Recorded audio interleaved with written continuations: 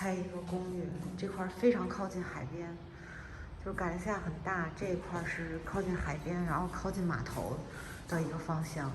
然后这个公寓呢是135平米，特别敞亮，特别痛快。还有那个煤气，就是已经通煤气了。右边一转呢，有一个很大的储藏间，你这可以做个衣帽间啊什么的都没有问题。这是一个客位，因为没有电啊，所以有点黑，但是客位也还挺大的呢。然后这还有一组柜子，你看，这还有一组柜子，就这整体就是变成一个衣帽间是没有问题的。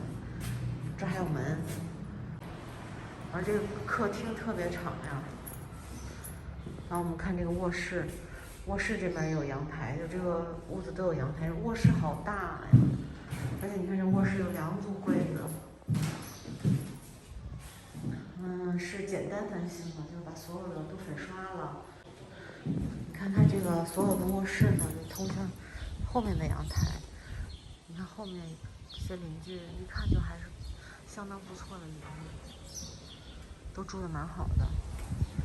然后我们来第2间卧室看一看，这间卧室稍微小一点，你可以如果家里没那么多人，可以做书房啊。因为这个房间里面它没有衣柜嘛，当然是儿童房也没有问题。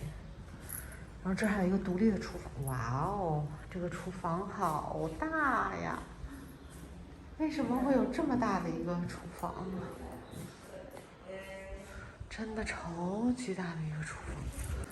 那厨房也是通向阳台的，这个屋子的那个通透性太好了，门一打开，这小房屋这住着肯定老舒服了。这个房子，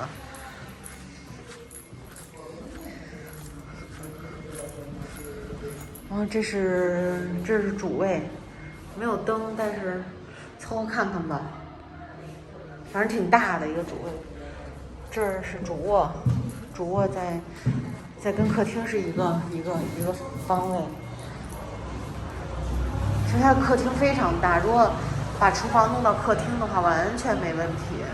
你就会有4间卧室，因为135平米嘛，这个格局其实还挺合理的。这个房子相当好，而且你看，它把所有的那个暖气都改造成那个天然气的了，也都改造好了。你要是想翻新就翻新，不想翻新完全可以直接用。阳台这边窄一点，这边宽，就客厅外面这边阳台也挺宽的。它等于是2个大阳台，前后都有大阳台。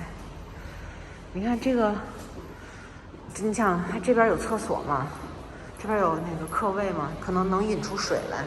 我觉得这边要做一个厨房的话，这还有这么大一个厅，你可以从柱子这儿把它给半封上，就是把厨房和餐厅分隔开也没有问题。还有一个很大的客厅。但是如果要是家里没那么多人，也没必要那么多屋子，已经3间屋子了。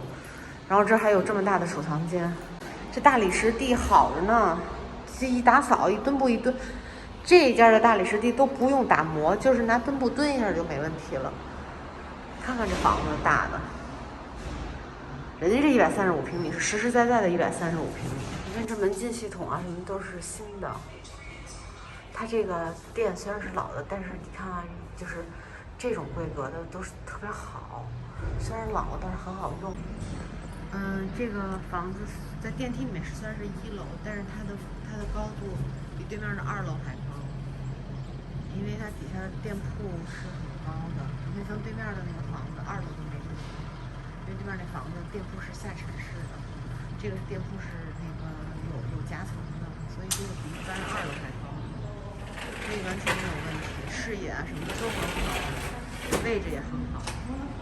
你看这个煤气已经入户了，都已经安了，整个的管道什么都走了，然后你看这些遮阳棚什么的都是新的，非常不错。这是1980年的楼，保养得很好，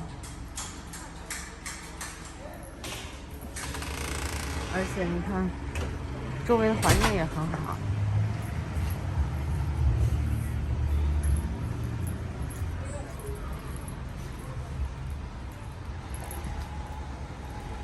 街道也特别干净。还靠近海边。出门就是一个学校，能看到这个街道两边的这些房子就特别好，邻居也好。